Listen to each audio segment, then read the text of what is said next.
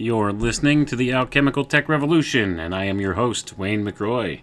Good evening, everyone. Tonight we're going to look at some lessons from a Martian invasion. And this is actually primarily taken from a work from a gentleman named Hadley Cantril, who worked for the Princeton radio project under the auspices and direction of a Mr. Paul Lazarsfeld. And this is kind of a continuation of some of the other lessons we've been going through here recently relating to social engineering. All right, so this was a large portion of some of the early beginning phases of how they used the broadcast media for purposes of social engineering. And this is one of the studies, one of the early studies where they determined that, this medium of radio was a very important facet for the social engineering of society. They had discovered through the use of various methods that people could be easily influenced by radio. So they went ahead and they did a large research study into this, and part of that research study was actually the presentation on October 30th, 1938, of the War of the Worlds broadcast, now famous by Mr. Orson Welles, over the CBS broadcasting system, so Columbia Broadcasting System. Before it actually got involved in television, it was largely involved in radio. Okay, so this was one of the big stories of the day back then. So what was done was this was actually an experiment, and many people don't realize that. This was an experiment in social engineering. And this gentleman, Hadley Cantril, in 1940, published a book based just on this one experiment, this one radio experiment.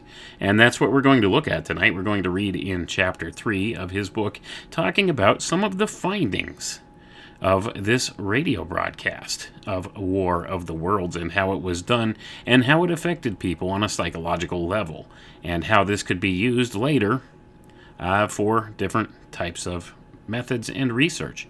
So we're going to get right into it here. No other broadcast has produced a panic comparable to the one which found several million American families all over the country gathered around their radios listening to reports of an invasion from Mars.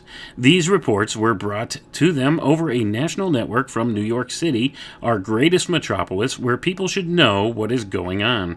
Both the form and the content of the broadcast seemed authentic. As one listener put it, "I just naturally thought it was real. Why shouldn't I?" Even this program did not affect more than a small minority of the listeners. If we are to explain the reaction, then, we must answer two basic questions. Why did this broadcast frighten some people when other fantastic broadcasts do not? And why did this broadcast frighten some people but not others? An answer to the first question must be sought in the characteristics of this particular program, which aroused false standards of judgment in so many listeners. And I'm going to pause there for a second. So this is saying that false standards of judgment in so many listeners. All right, so this is the suspension of disbelief, essentially, is what this term has been come to be known, right? So back in 1938, when this broadcast occurred, many people did not have this whole suspension of disbelief notion down pat yet, because radio at that point was largely used to transmit information. Right? This is where people mostly got news stories at the time, and we'll get a little bit more into that as we read on here, as far as why and how people bought into this whole fictional narrative, right? Let's read on. Realism of the program. In spite of Dorothy Thompson's remark that nothing whatever about the dramatization was in the least credible, no matter at what point the listener might have tuned in, no one reading the script can deny that the broadcast was so realistic for the first few minutes that it was almost credible to even relatively sophisticated and well-informed listeners, Miss Thomas accepted. The sheer dramatic excellence of the broadcast must not be overlooked. This unusual realism of the performance may be attributed to the fact that the early parts of the broadcast fell within the existing standards of judgment of the listeners. And I'm going to pause there. Pay attention to those words, existing standards of judgment. Now, this is a very important idea. This falls into what you would call normalcy bias. Okay, so people had this normalcy bias. This is what they would expect when they would turn on the radio on any given night of the week, or I think this took place on a Sunday night, if I remember correctly. On a Sunday night, they turned on the radio and they expected certain things on there to happen. And most of the broadcast, the beginning phases of it, lined up with these things that they expected to happen. So this is what they call here existing standards of judgment, right? So that being the case, you could see how they have this normalcy bias. They'll turn this on. This is what they expect to hear. It's all in their routine.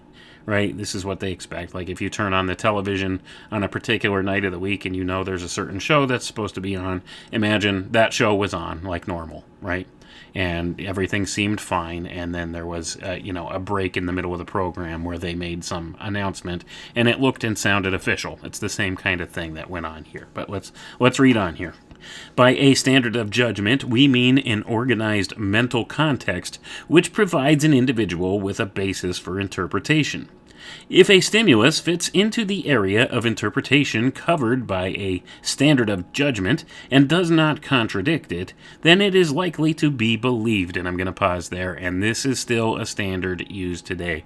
Standard of judgment, right? So if you present the information to people in a way they're familiar with, and they're in a format that they're expecting something particular here, and you present it in that way, then they're more likely to believe it if they think it's actually something out of the ordinary and it's breaking into the normal pattern of things, so to say. So let's go ahead and keep reading on.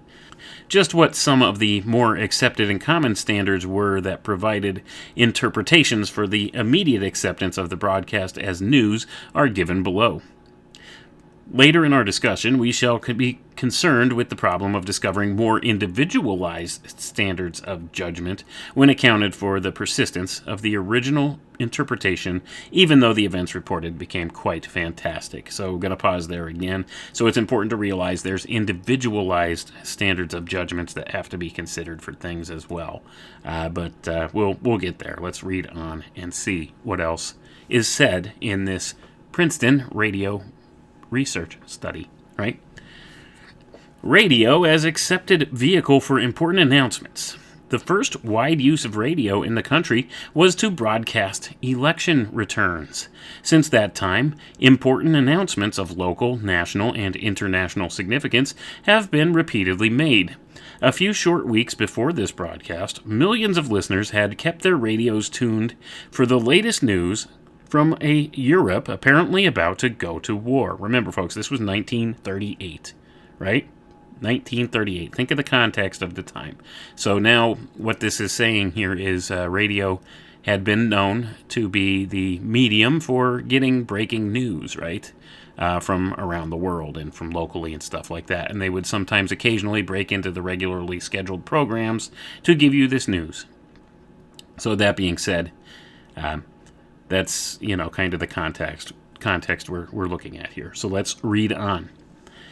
They had learned to expect that musical programs, dramas, broadcasts of all kinds would be cut off in a serious emergency to inform or warn an eager and anxious public.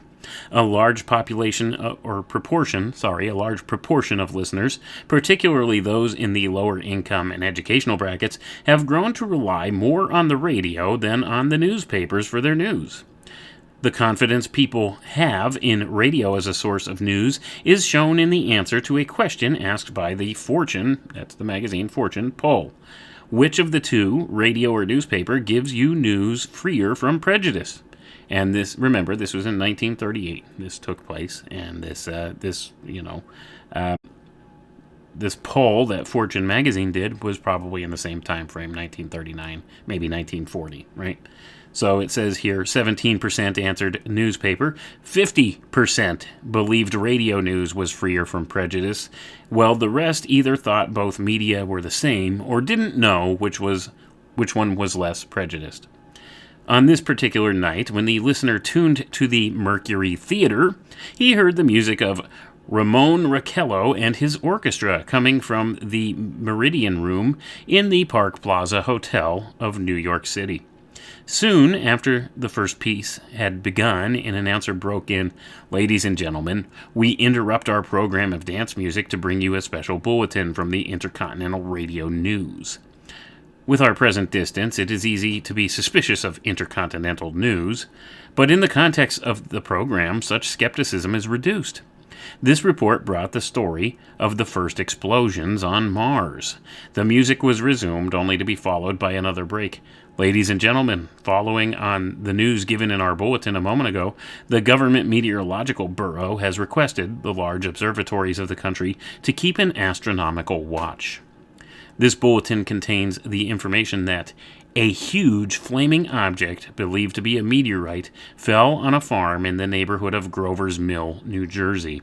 The swing band gets in 20 seconds more. Then the invasion continues uninterruptedly."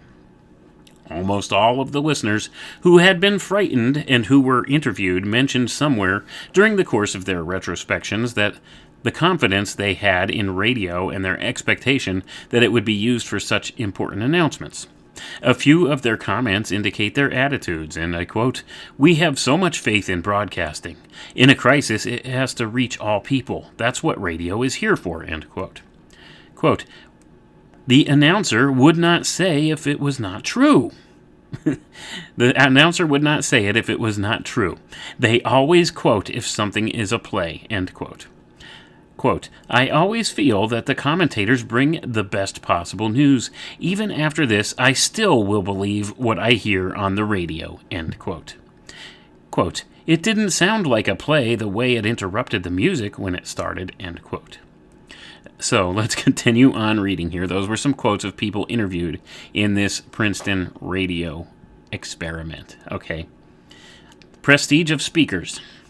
It is a well-known fact to the social psychologist, the advertiser, and the propagandist that an idea or a product has a better chance of being accepted if it can be endorsed by or if it emanates from some well-known person whose character, ability, or status is highly valued. The effect of this prestige suggestion is especially great when an individual himself has no standard of judgment by means of which he can interpret or give meaning to a particular situation that confronts him, and when he needs or is interested in making a judgment or finding a meaning.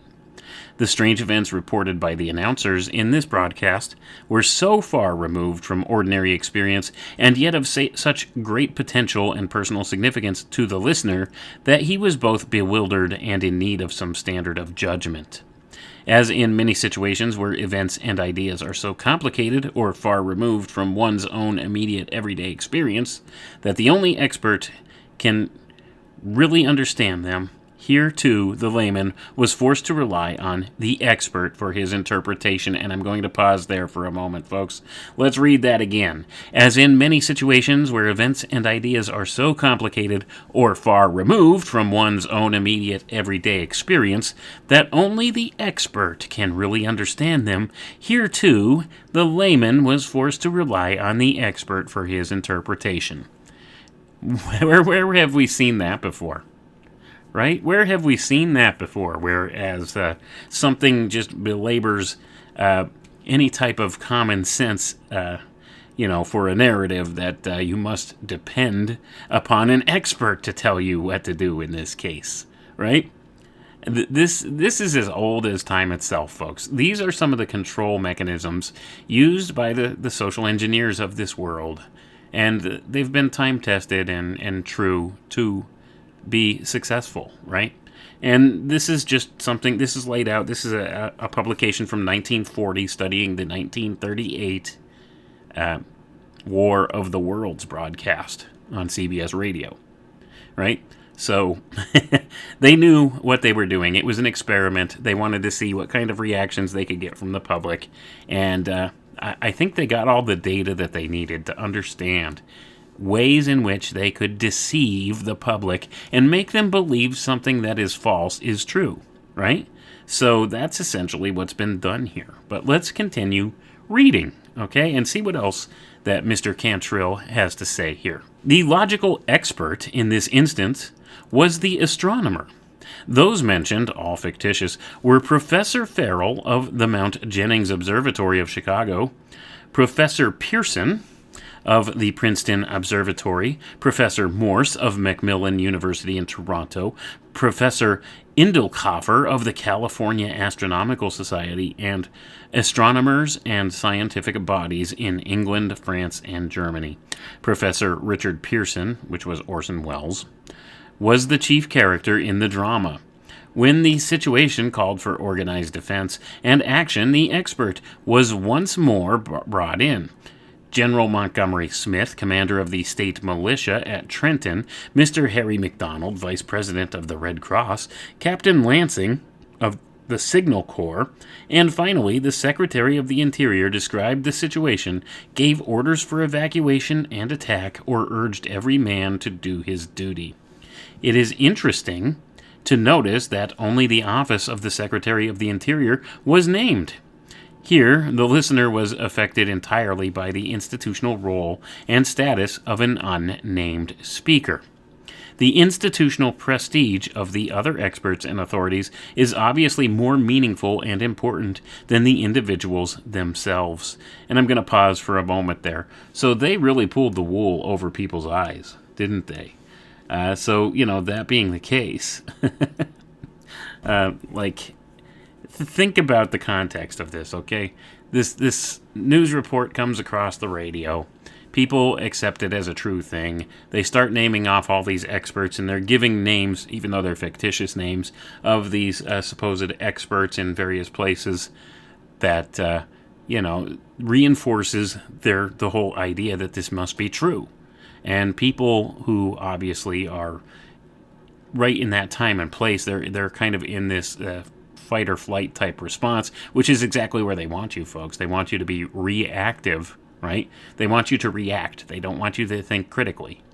So that's exactly what this did. This reinforced the idea of this reactive state, this fight or flight response in people, this fear response, right? People actually took this seriously and responded to it in a serious way. So that being the case, I mean, they did so without actually taking any time to really research any of this stuff or dig deeper into what had been done here. So, we could see how malleable the public mind can be in a situation that they perceive as an emergency, right? They won't necessarily take the time to really dig deeper and try to find the truth of what's being presented to them. They react instinctively, right? It's a reactive state. So they put you in that reactive state, and you're less likely to try to really dig into the details of things if you think you are in imminent danger, which is exactly what they did with this radio broadcast. But let's continue on and see what else Mr. Hadley Cantril has to say here in this work. This dramatic technique had its effect. Quote, I believed the broadcast as soon as I heard the professor from Princeton and the officials in Washington, end quote. Quote, I knew it was an awfully dangerous situation when all those military men were there and the Secretary of State spoke, end quote. Quote, if so many of those astronomers saw the explosions, they must have been real. They ought to know, end quote. I'm going to pause there. Let's read that one again, because I find this one amusing, because this is still the same argument people use. Well, everybody'd have to be in on it. Listen to this. If so many of those astronomers saw the explosions, they must have been real. They ought to know. That's what one of the listeners said, right? So here we go. Here's the same kind of argument. Well, do you know how many people would have to be in on it? Well, only the fake ones, the phony names that they give you in the news media that you never bother to research to see if they're really even actual people or if they ever had that opinion or said anything, right? And that's essentially what's been done here. So you could see this is a blueprint, right? A social engineering blueprint for how to use broadcast media to steer and control the minds of people to get what they want from them, okay? And this was one of the early pioneering studies in this to see just how much people would buy into this stuff. So that being the case, let's go ahead and we'll read on here. Specific incidents understood. The realistic nature of the broadcast was further enhanced by descriptions of particular occurrences that a listener could readily imagine. Liberal use was made of the colloquial expression to be expected on such an occasion. The gas was a sort of yellowish green, the cop warned. One side there. Keep back, I tell you, a voice shouts. The darn thing's unscrewing. An example of the specificity of detail is the announcement of Brigadier General Montgomery Smith. Quote, I have been requested by the governor of New Jersey to place the counties of Mercer and Middlesex as far west as Princeton and east to Jamesburg under martial law. No one will be permitted to enter this area except by special pass issued by state or military authorities. 4 companies of state militia are proceeding from Trenton to Grover's Mill and will aid in the evacuation of homes within the range of military operations, end quote. Particularly frightening to listeners in the New Jersey and Manhattan areas were the mentions of places well known to them. The towns of Grover's Mill, Princeton, and Trenton, New Jersey were featured early in the broadcast. Plainsboro, Allentown, Morristown, the Watchung Mountains, Bayonne, the Hutchison River Parkway, Newark, the Palisades, Times Square, Fifth Avenue, the Pulaski Skyway, the Holland Tunnel are all familiar to Jerseyites and New Yorkers, and listeners throughout the country would certainly recognize many of those names as real. Quote, when he said, ladies and gentlemen, do not use route number 23, that made me sure, end quote. Quote, I was most inclined to believe the broadcast when they mentioned places like South Street and the Pulaski Highway, end quote. See, I'm going to pause for a second there. So you see, when they use actual real details, right, from the real world to present these narratives in certain ways, it makes them more believable. And, you know, that being said, if people are familiar with certain places or familiar with the names of these places, they would recognize them as a real place and think, well, this must really be something that's really happening, right? And that's essentially one of the things here that was taken advantage of by this radio study. Okay, they wanted to see if they could pull this off, essentially, and they did. Let's read on and see what else is being said here. Now, there's another person here that they're quoting from the study. Quote, if they had mentioned any other places but streets right around here, I would not have been so ready to believe, end quote. So get this. So the guy says here that because they were street names that he knows right in the area, that's what made him believe, right? Even though he could probably look outside and see these very same streets and not see anything going on there, but he didn't bother to do that, did he? That just shows just how, you know, malleable the human mind is to these type of suggestions, right? As long as you're hitting them with this whole suspension of disbelief kind of a motif here, or what did they call it here? A standard of judgment, right? That's what the researcher in this paper calls it. Standards of judgment. As long as it falls within their normal or expected standards of judgment, they're more apt to believe it. And that's exactly what this does. This takes advantage of that type of a principle. So let's read on here. Everybody baffled. The events reported proceeded from the relatively credible to the highly incredible. The first announcements were more or less believable, although unusual to be sure. First, there is an atmospheric disturbance, then explosions of incandescent gas. A scientist then reports that his seismograph has registered a shock of earthquake intensity. This is followed by the discovery of a meteorite that has splintered nearby trees in its fall. So far, so good. But as the less credible bits of the story begin to enter, the clever dramatist also indicates that he, too, has difficulty in believing what he sees. When we learn that the object is no meteorite, but a metal casing, we are also told that the whole picture is, quote, a strange scene like something out of a modern Arabian Nights, end quote. Fantastic that the more daring souls are venturing near. Before we are informed that the end of the casing is beginning to unscrew, we experience the announcer's own astonishment. He says here, quote, ladies and gentlemen, this is terrific. When the top is off, he says, "This is the most terrifying thing I have ever witnessed. This is the most extraordinary experience. I can't find words," end quote. A few minutes later, Professor Pearson says, quote, "I can give you no authoritative information sure their origin or their purpose here on Earth. It's all too evident that these creatures have scientific knowledge far in advance of our own. It is my guess," end quote. After the battle at Grover's Mill between the Thing and the soldiers in the Jersey farmlands tonight are the vanguard of an invading army from the planet Mars, end quote. So I'm going to pause there for a minute so you could see back in the time, over the broadcast medium of radio, this would have a very profound effect on people. Think about this. Many people thought this, was something that was really happening simply because of the way the material was presented, right? So the material was presented to kind of infiltrate their accepted standard of judgment of the time. So they tuned in expecting to hear just music from the hotel up there in New York, right? From Raymond Raquello and his orchestra, or whatever it was claimed to be at the time. That's what they tuned in to hear.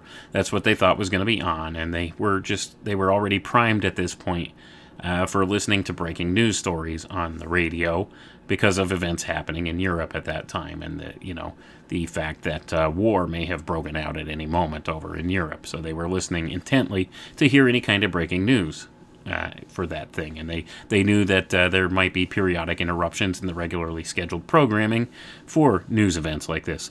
And that's when they presented this War of the Worlds scenario. Never told anybody it's a story, right? This is fiction, a work of fiction. It's a dramatization. They never announced that for people. So most of the people that tuned into this, they weren't expecting this. They didn't know that's what it was. And they accepted this as real news because they presented it like they would real news stories that people were familiar with at the time. So this falls into that whole idea of what their judgment of the time would be, their normalcy bias, so to say. That's what we call it nowadays. So anyway, let's read on, though, and see what else that Mr. Cantril reveals in this report. The bewilderment of the listener is shared by the eyewitness. When the scientist is himself puzzled, the layman recognizes the extraordinary intelligence of the strange creatures. No explanation of the event can be provided. The resignation and hopelessness of the Secretary of the Interior, counseling us to place our faith in God, provides no effective guide for action. No standards of judgment can be applied to judge the rapid fire of events. Panic is inescapable. I'm going to pause there for a minute. So, by using people's standards of judgment against them in this case, and then presenting them with this fantastical idea that we were being invaded by Martians, right? They're giant machines, and they were spreading gas and using all kinds of weapons against people and laying waste to cities. This was out of, the commonsensical view of the world at that time, right? People did not accept that kind of thing as being possible. But here it was being presented to them as if it was a true factual thing.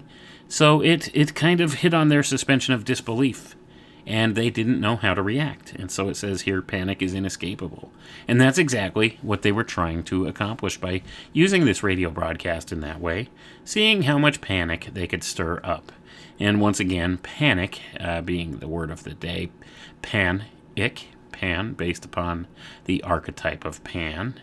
I won't get into that tonight, but that's a whole different story altogether. But it's hitting upon a key archetypal type of an energy inherent in the world and in mankind, and setting up people for things to come. But let's read on here. The total experience. Careful observation of everyday life behavior or careful introspection of one's own reactions in the course of an ordinary day indicate that in social life the normal individual experiences patterns or configurations of social stimuli. It is the atmosphere or the effect of a social situation that we notice long before we are able, if we happen to try, to analyze precisely what it is in the situation that creates the particular characteristic impressing us. The football fan, wedged in between enthusiastic alumni, listening to the bands and the shouting, watching the teams, has the experience of being at the football game, an experience which is, to be sure, composed of the various stimuli impinging upon him, but an experience which results from the perception of all these stimuli as patterned, as coming together, as being inextricably interwoven in the production of a stimmung he may have traveled miles to experience. And I'm going to pause there. And this is what it's all about. It's the entire experience, okay? It's the entire system of experience. And this is what the science of cybernetics is set up to understand. Cybernetics being the science of systems control. And when you look at social behavior as a system, then you can understand what a lot of this is all about and how cybernetics methodologies have been used to steer the behaviors and patterns of society since at least this time, and we're talking back in 1938, probably before that as well. It wasn't referred to in the same terminology as we use now, but the standards and the methods are all essentially the same. Okay, it works the same, no matter what you call it. The methods work the same. Let's read on. A person in church is likewise experiencing a social situation with particular characteristics that he can describe with adjectives meaningful to him. Even the awe or deference one may feel in an empty cathedral seems to be more of an immediate perception than an accretion due to a series of related, specific past experiences. The importance of creating the proper atmosphere conducive to any desired action is, of course, well known to the revivalist, the cardinal, the dramatist, and especially today, the dictator. The elaborate preparations made by Hitler and Goebbels for their national and party celebrations are recognized musts for them if they are to enlist the enthusiasm they want to demonstrate. It is obviously the total effect they are after, just as a composer keeps his whole theme in mind while writing separate bars of a symphony. The lights, banners, uniforms, airplanes, marching, singing, and speaking at Nuremberg congresses all go to make up the experience of a Partitag and to reinforce adoration of Der Führer. And I'm going to pause there for a moment. Boy, it sounds like this guy seems to really idolize Hitler, doesn't it? I wonder if there's something to that with a lot of these socialist types and social engineering types. So you see kind of the mind state of the people behind this study, don't you? And remember, this was before the war had started. Well, actually, this book was published during the war. Let's put it that way. But at the time of the original radio broadcast here, the War of the Worlds radio broadcast, the war hadn't really started just yet, or, hadn't really begun in earnest just yet. So let's read on, though. In our discussion, we have broken the program down into what we regarded as important characteristics engendering belief. This type of analysis could easily be extended further by showing how individuals have been conditioned to more specific items in the drama. But the extension of this method puts a false emphasis on the problem by assuming at once that a social stimulus is essentially a series of discrete elements to which people have somehow learned to react. The enormously important possibility, which our approach so far has overlooked, is that social stimulus situations have their own characteristic and unique qualities. These qualities inhere in the total pattern or configuration of the stimulus, just as the characteristics of triangularity or circularity inhere in certain figures. And I'm going to pause there, folks, and notice he uses the terms triangularity and circularity, and these are both essential terminologies to cybernetics methodologies, okay? The cybernetics approach to things, because you see, circularity is one of the main components of what you could call feedback, or a feedback loop.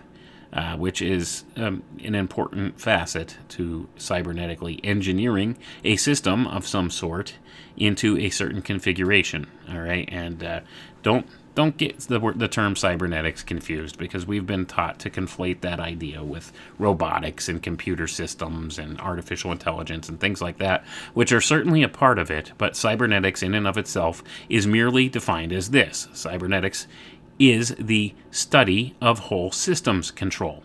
So it's the study of the control of whole systems. So it looks to take an entire system and learn the most effective ways to control the system through various means. Looking at the big picture. That's what cybernetics is. It's looking at the big picture. How do we control and steer the big picture? Not so much focused on a microcosm of the whole, but focused on the whole itself, right? So that's why some of these ideas are inherent in a lot of these things.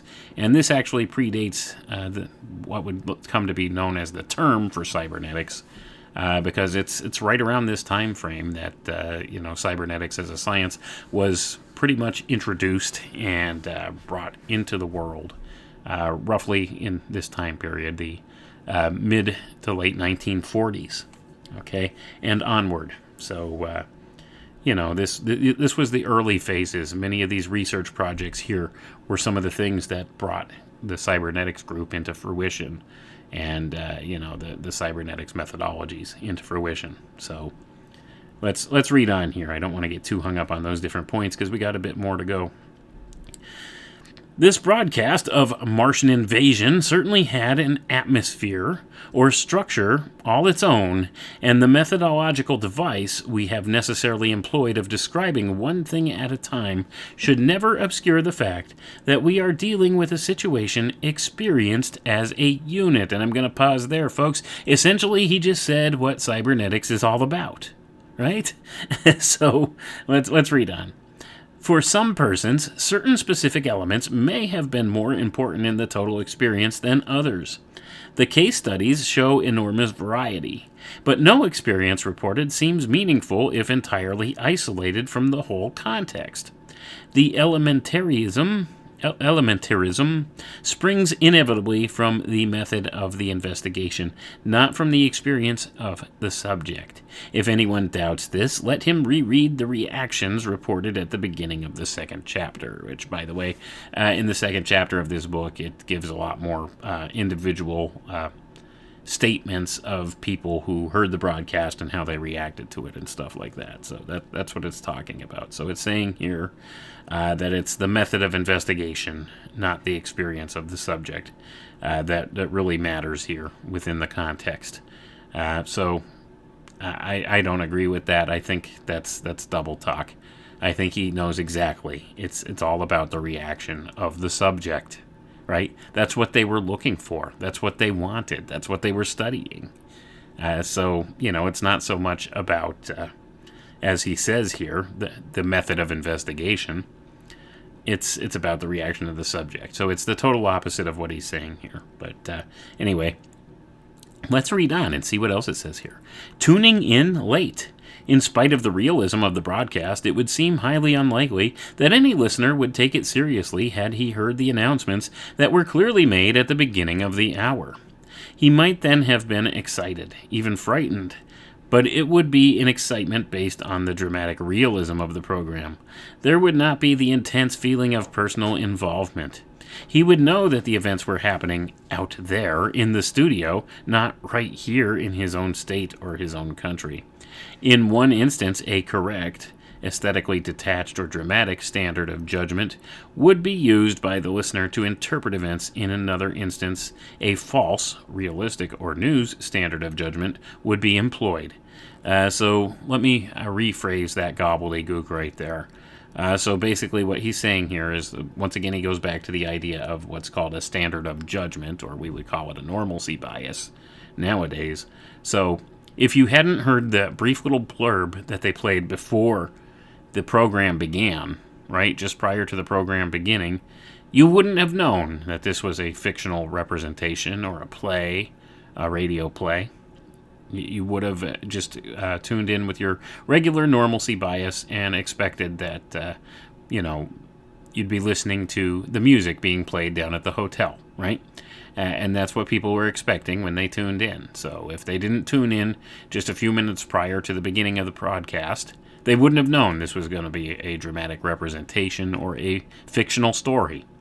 So when they tuned in, they expected to hear the band music playing, and when it was interrupted by this news report, well, they thought it to be a legitimate news report because weeks prior to that, they've been being conditioned into accepting the normalcy of having breaking news reports interrupt the regularly scheduled program because of events happening in Europe. So their minds had been preconditioned to accept this, and this isn't by accident, folks. They don't. This is not coincidence. These kind of things do not happen by accident or by coincidence. Okay, so just to understand what's being said here. So what he's saying here is, had the person heard the announcement prior to the start of the show, he would have used a different standard of judgment to react to it. He would have realized it was a story and, maybe enjoyed the story, right? But the standard of judgment most people listening, or a good portion of the people listening, was that they thought this was real news being told. And just for standards of judgment today, whenever you turn on the news on the television, understand that you're using the wrong standard of judgment if you think that's real news. So it's the same game being played today, okay? They take advantage of this concept of the standard of judgment of people. So people will tune in expecting that this is an authoritative source and that what they're saying is true, right? And not expect that they're pushing fiction on you, which much of the newscasts are fictionalized, okay? They may take maybe some little snippets of true things and work them together in a story, but then they'll show you of a clip that's 6 years old that's supposedly Ukraine right now, right? And then, they'll pull on your heartstrings by telling you some sob story about what happened to some children over there. And, much of that's probably false, what they're presenting on the television. Not saying nothing's happening there. I'm sure there are many things going on there right now, and, I can't imagine it's good, but what they're presenting on the television is not the truth of the matter. Let's put it that way. So it's the same story today, okay? They use this concept to manipulate people's minds and their behaviors and their responses. And, the public reaction to things. It's mass psychology, right? And that's the important part. Even though the individual is smart, the crowd is stupid. And this is well known in mass psychology. And that's why they cater to the crowd. So, anyway, let's continue on here. We got a bit more to get through. The number of listeners who dialed to the program after the preliminary announcement may be approximated by information obtained in two separate investigations. The data from each of these studies furthermore amply demonstrate that the time a person tuned in was a major determinant in shaping his later reactions. In a special survey conducted for the Columbia Broadcasting System, CBS, the week after the broadcast, interviews were made throughout the country on 920 persons who had listened to the broadcast. Among other questions asked were, at what part of the program did you tune in? And did you realize it was a play, or did you think it was a real news broadcast? 42% said they had tuned in late. And as Table 1 shows, there is a very pronounced tendency for those who tuned in late to accept the broadcast as news, and for those who tuned in at the beginning to take it as a play. Only 12% of the persons interviewed listened from the beginning and thought they were hearing a news report. So I'm going to pause there. So they made the little announcement beforehand, right? Before the show started, that it was a fictional representation, but a lot of the people didn't catch that. For whatever reason, they tuned in late or didn't catch it or anything else of that matter. So they didn't know that it was fiction. So, of course, they took it as a news report. And this all comes down to trust. Trust in the media, right? And this was the early days of broadcast media, so people at this point really didn't have much reason to distrust it because, by and large, it was giving them accurate information in the beginning phases. And this study was one of the early studies that showed that if they wanted to take things a whole separate way, they could shape the reality with this broadcast media to make it represent things that it may not necessarily represent on its own. And that's exactly what they've done. It's a science called social engineering. Okay, and they've mastered it. And through the use of mass telecommunications, they've made social engineering so much easier for themselves. This would not be possible were it not for broadcast media, right? It would be much more difficult to control the way society behaves without things like radio or television or the internet or computers or social media or anything of the sort that we have now. Look at how they've tailored it down through the years and made it down to the point where they could custom social engineer individuals. That's exactly where we're at right now. They could socially engineer you on an individual level now. Whereas back in these days, it was, kind of hit or miss. Like they wanted to hit the whole crowd, so they had to use mass psychology strategies to do this.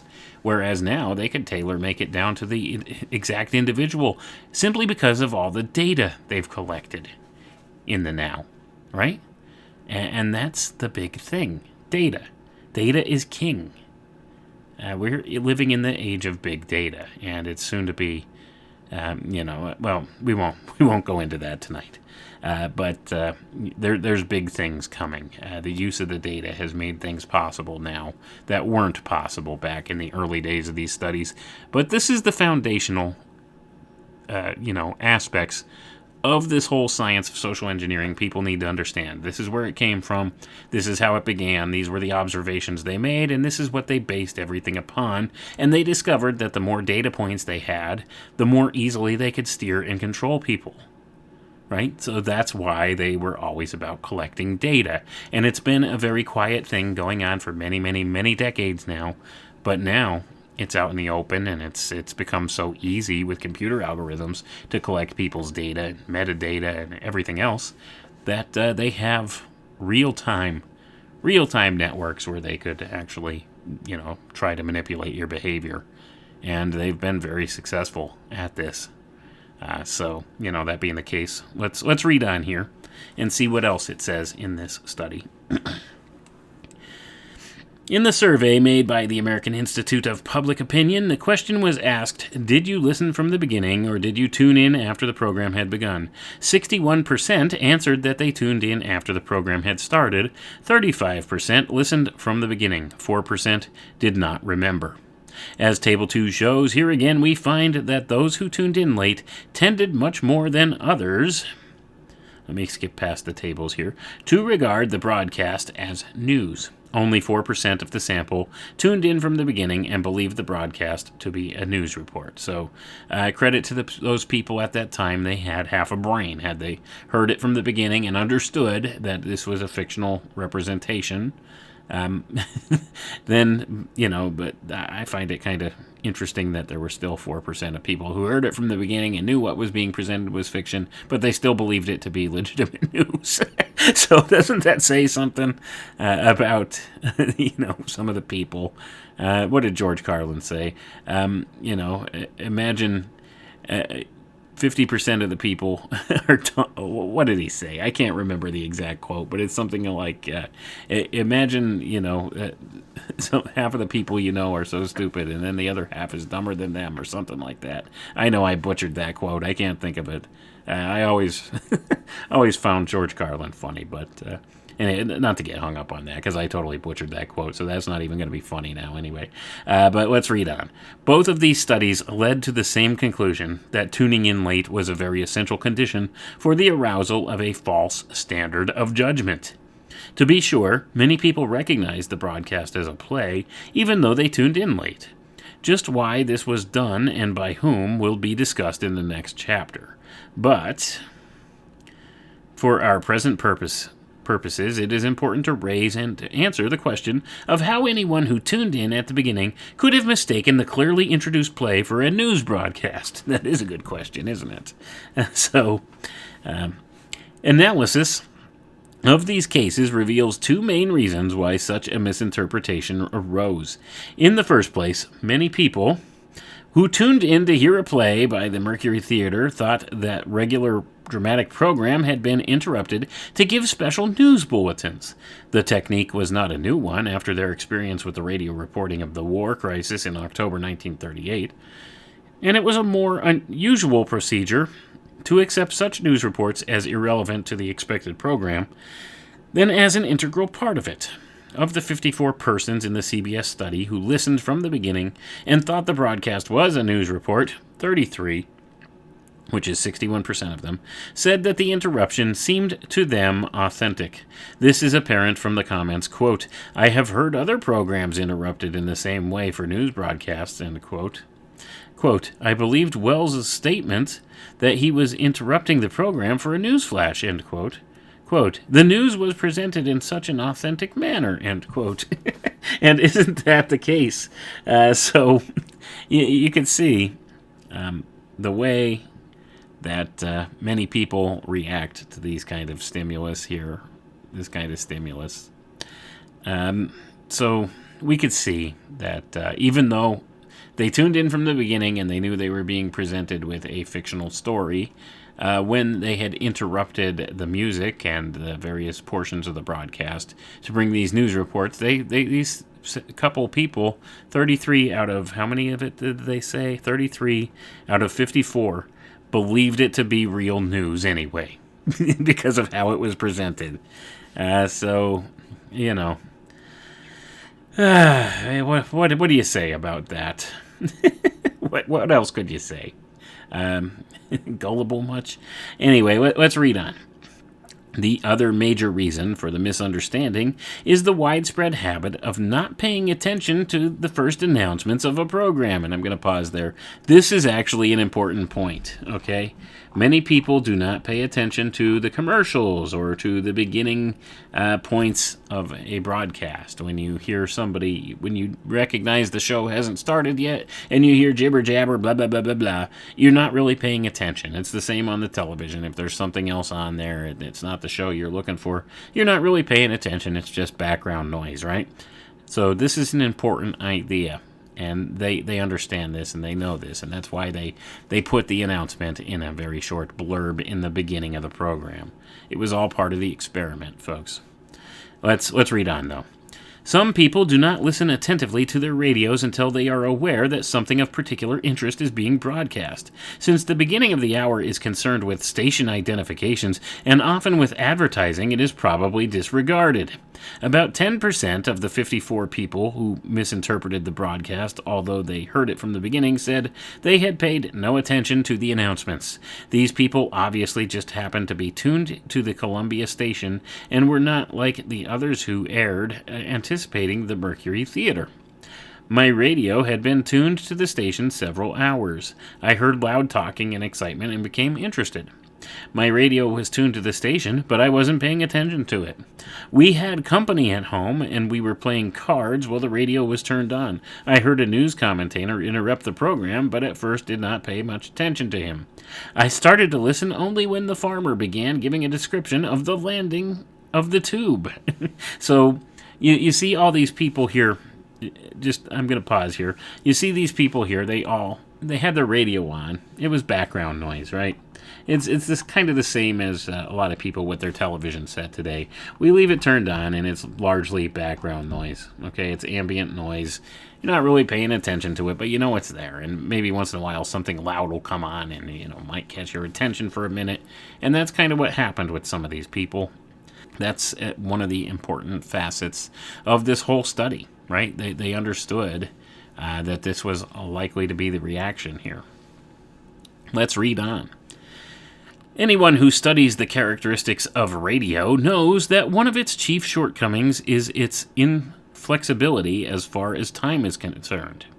The listener must be at his dial at the right moment if he is to hear the program. In this respect, print obviously enjoys an enormous advantage.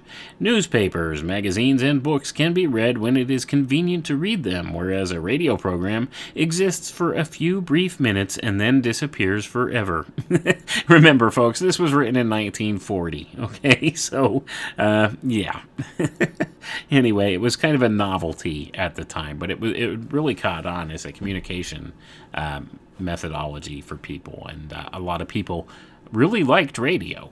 It was a very popular thing. It had caught on, and it was one of the standard mediums of communication for the day. They got much of their news and entertainment from radio programs, right? So that being the case, it had really caught on in a big way, and this was the early stages of mass broadcasting. So that's why these studies were done, to see how it could be used to affect people.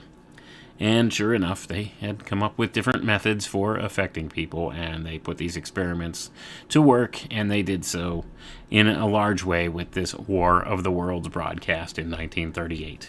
And this is the result here. This is the report, so to say. Cantril put together an entire book about this, and we're only reading just a small fraction of the book. And this book's available. It's out there on Internet Archive, and you could find it for free online in various other places. So it's an interesting read if you wanted to pick it up to understand a little better how some of these things have come about in modern society. And this would be the roots of the use of broadcast tools to manipulate the masses. Okay, so they knew what they were doing when they put these experiments together.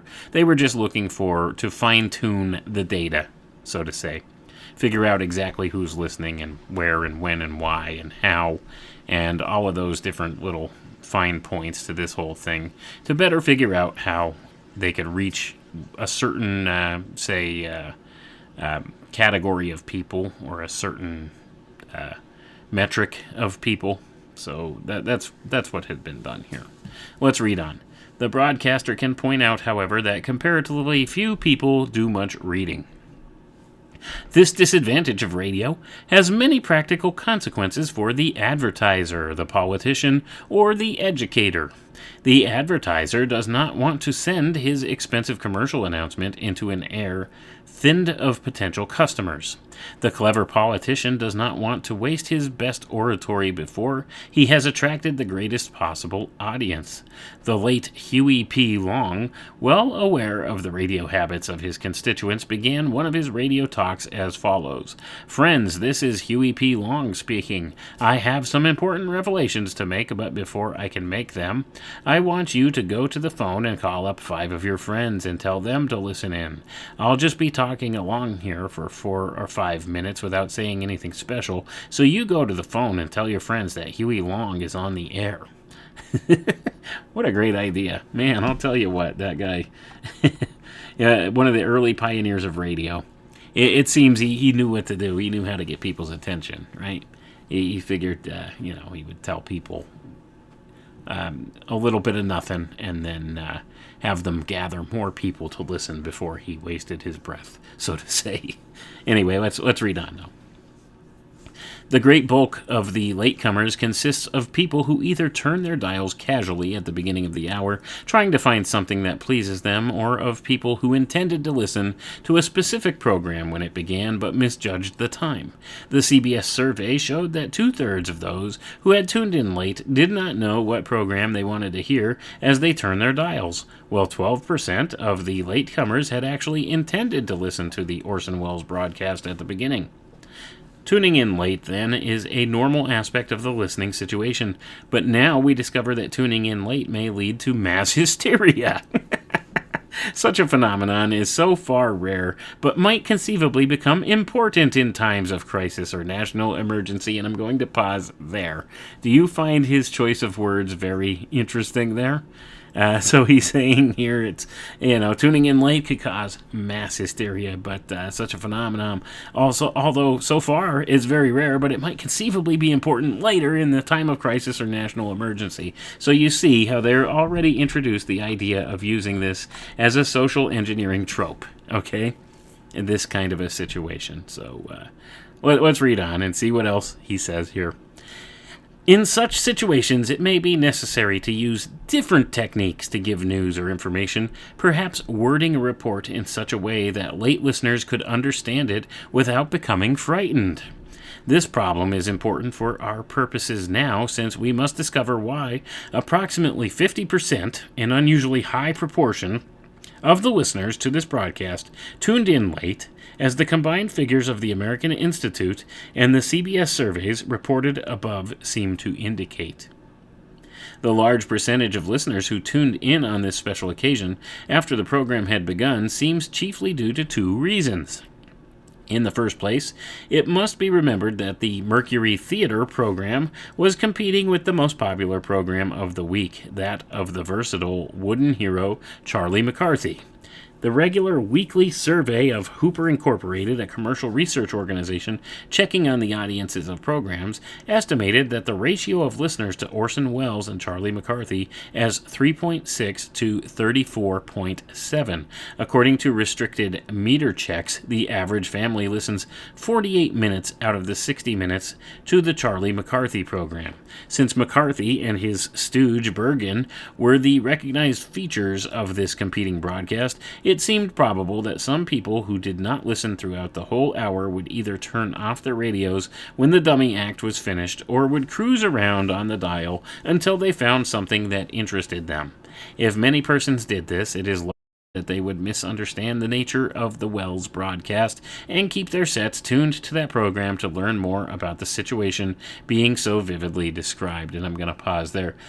They knew exactly what they were doing, folks. It was not a misunderstanding of the nature of Wells' broadcast.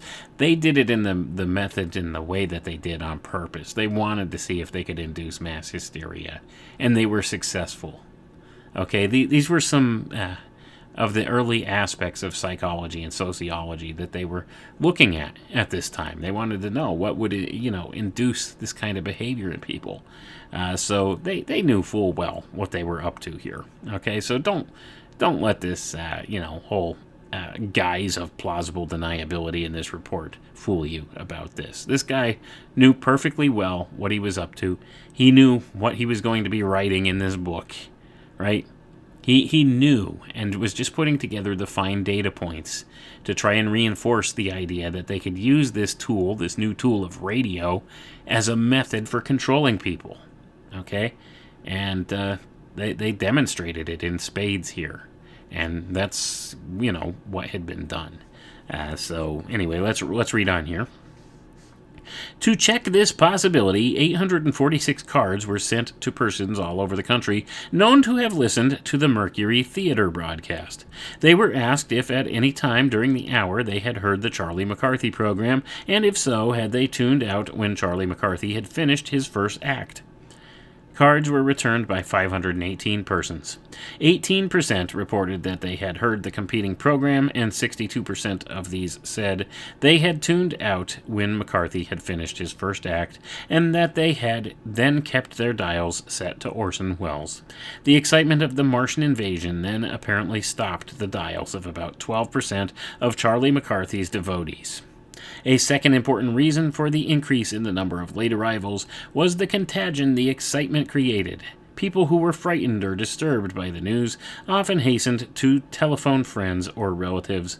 In the survey made by the American Institute of Public Opinion, all people who tuned in late were asked, "Did someone suggest that you tune in after the program had begun?" 21% said yes. So basically, this is all about herd mentality, right? That's what this was about, okay? They wanted people to go out and tell everybody else, hey, you know what? Have you heard what's going on? Maybe you should tune in and hear what's going on. And this we see echoed decades later. I remember exactly where I was on 9/11 and what I was doing. And this was kind of the thing, wasn't it?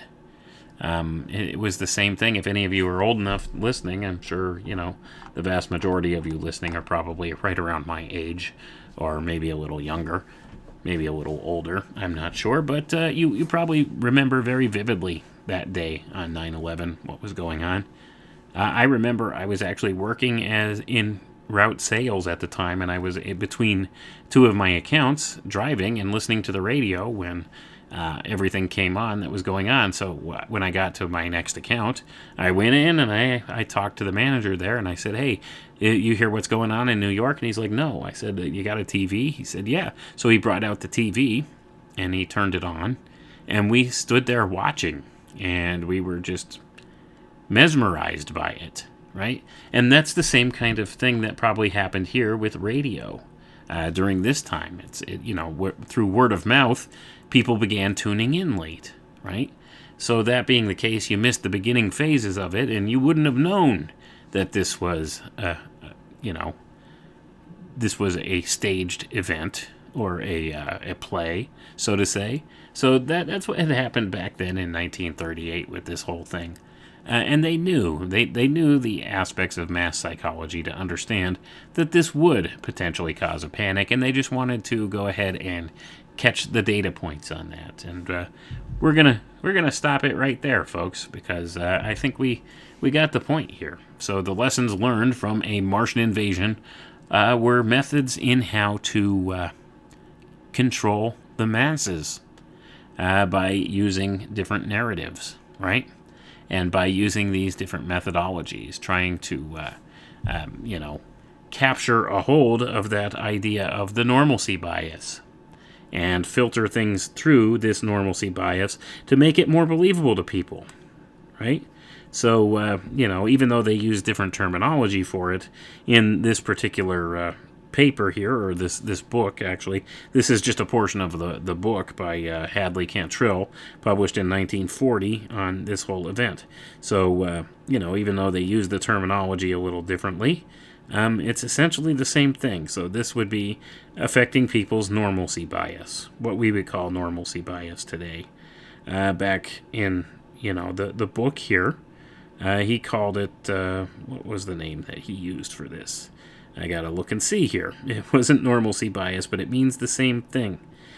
So, that being the case, this was the important facet of it. Okay, they were trying to figure out what's the best way we could get people to believe that this is really going on, to believe this false thing. Well, we have to, go by what was their expectation. What were they tuning in expecting to hear? We have to keep that as normal and believable as possible, and then maybe break in to maybe make them think in terms of, well, this is an emergency situation now and interrupts their normal routine, and that they need to take it more seriously. So, with that being said, that's pretty much what they had done with this whole concept here. So, there's all these different social engineering tropes that they use, and this was a good illustration of it in many regards. So even though the information presented would seem unbelievable, right? Absolutely unbelievable. They were talking about an invasion force from Mars, okay? That was the story they went with here, and people believed it, right? They made people believe it by invoking several different techniques here. One of the techniques is by actually using names and using the names of places people were familiar with in the fictional narrative, right? So to make people buy into the experience more, and that's what it's all about. They created this experience in people's minds, okay? And they took advantage of the faith that the people of that time had in the radio broadcasting, because they had seen it as an important arbiter of information, right?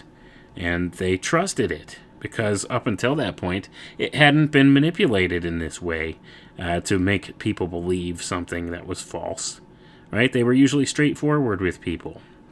So that being the case, they utilized some of these different methods and were able to steer people's judgment in a certain way.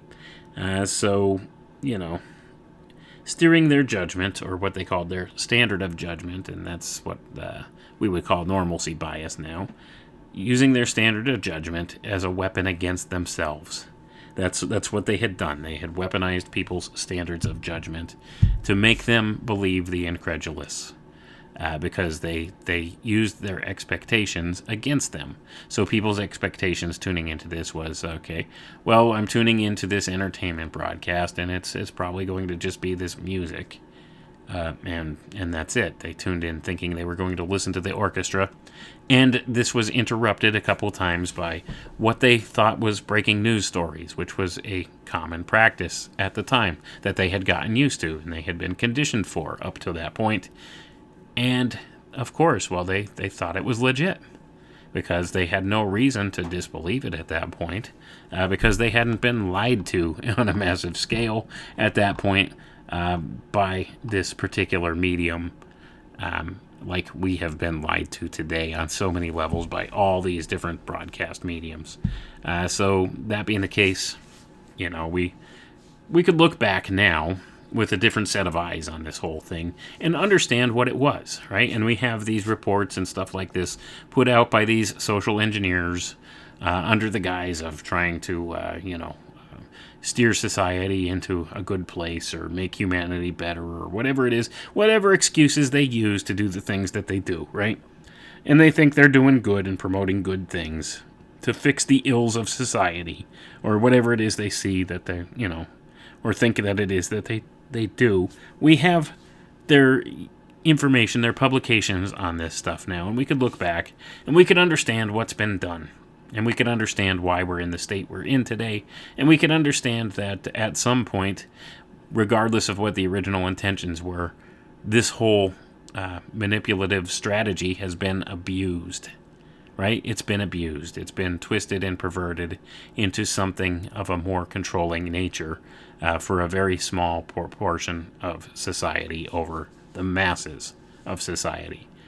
So that's what's been done here, and now we can understand some of the methodologies and the lessons that they learned from some of these studies. And it's important to look at these things and understand where this stuff comes from, how it's been shaped, how it's been financed, and a lot of this was financed by the Rockefeller Foundation.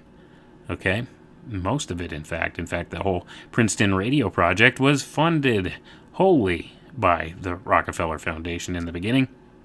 And it was later moved to, I think, Columbia University, if I'm not mistaken. It was no longer at Princeton after the beginning phases. It was moved to Columbia University. So, that being the case, they studied many different aspects of radio, and this was only just one of the experiments of that Princeton radio group at the time, this whole War of the Worlds broadcast. So, that being the case, we could see this is a lesson, an example of how to socially engineer the masses into acting in a certain way that you want through very subtle means. And this is just one of the basic methodologies used. Now imagine today, with the technology that's available today, how much more they can steer an agenda like this, or steer a program like this, an experiment like this. Imagine, because of the level of data that they have at this point and the way they could steer it and control it down to the individual level. Imagine what kind of manipulation they could pull off now. When you look at this example, right? It incited panic in a vast number of people. And that was the intention. They wanted to study the ramifications of it. And they got some backlash for it in the beginning, too, because, people had a little more common sense back in 1938 when this occurred, right? Now we've been socially engineered to have not as much common sense, first of all, and we've been engineered and, conditioned to believe nonsensical things. Look at our science. Look at the things our science would have us accept. That 20 billion years ago, nothing exploded and became everything, and everything scattered around, and then it cooled, and then it re-solidified again somehow, and then it rained, and the rocks magically produced life, and this new life found something to mate with, and then boom, we became everything. And it all happened by accident. Like some of the absurdities that they present to us as science, right? And, and we could see that common sense went running out the back door when they presented these kind of ideas to us. People back in the 1930s had a little bit more common sense. They understood a little more about the natural world. They weren't as far removed from the natural world as we are, and therefore they were not, indoctrinated as much as we are. So, and understand, Voltaire said, "He who could make you believe absurdities can make you commit atrocities." And haven't we seen that? Haven't we seen that since this time?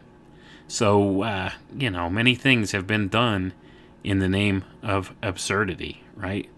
Many atrocities have been committed in the name of absurdity. And all we could do is look back now and shake our heads. How did people fall for that? Well, I think we just lived through something the past 2 years that we could understand the answers to how people could fall for something like that, right? Especially when you look back at like the events of World War II and stuff like that. Well, how did they, fall for that? Why did they go along with that? Well, now we understand because we've experienced something similar in our day and age, and still we question, why do most of the people go along with this, right? It's the same kind of thing, and it all has to do with these social engineering strategies that they gathered from many of these types of studies. So that's why it's important to understand the foundations of where this stuff comes from and understand the methods that they used. And these are some pretty basic methods. Now, with the technologies they have today, they could do stuff in much more sophisticated ways than what they did back then. But the methodologies are still the same. Okay, the technologies have improved and been fine-tuned, but the methods are still the same. So that's why it's important to understand that, and that's why I wanted to talk about this tonight because invasion from Mars, invasion from Russia, there's no difference, right? It's the same methods, same strategies and tropes being used. It's just a matter of making you believe, certain things about who the enemy is. And it's almost always, invariably a false enemy, folks. It's the boogeyman, the big boogeyman.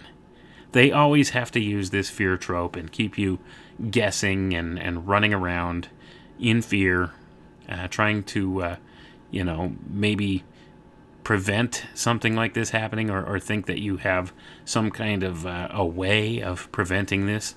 Maybe if you wear a blue and yellow flag on your shirt, that'll help in some way. Do you understand? It's the same methods, regardless of what the specifics are about the situation. It's always these same methods, and this is where they came from. So that's why I wanted to touch on this, because as fantastical as the idea of an invasion from Mars is today, it was even more fantastical in 1938, and yet they pulled it off, didn't they? They got over 1 million people to believe it and fall for it, hook, line, and sinker, to the point where it's said that peoples in Grover's Mill, New Jersey, destroyed their water tower thinking it was a walker from one of these Martian landings. Anyway, at least that's the story I've heard. So if that's true, the implications are staggering, aren't they? Even if they could get a small percentage of the people to buy into something nonsensical like this and act upon it, it's still enough to do some serious sociological harm to the masses. So that's why they do the things they do, and that's why it's important to look at this stuff. So I'm going to leave it there, folks. Thank you for tuning in tonight. I hope this was educational and informative for people, and I hope you had fun while you were here. Thanks for tuning in. We'll catch you next time. Have a good night. Come with me.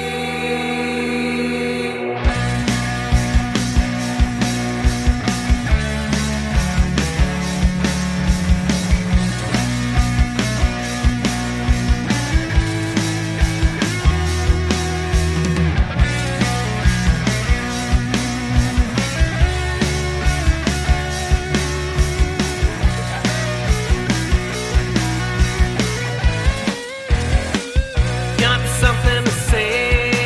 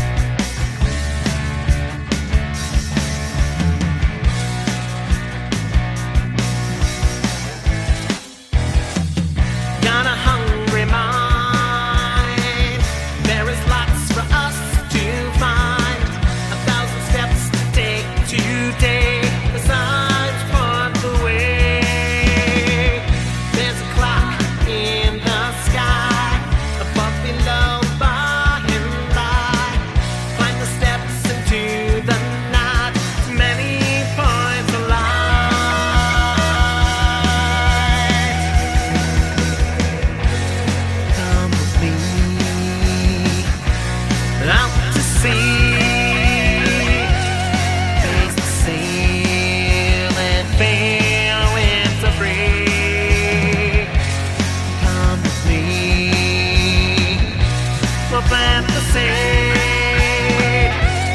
Take the time and you'll get what you need.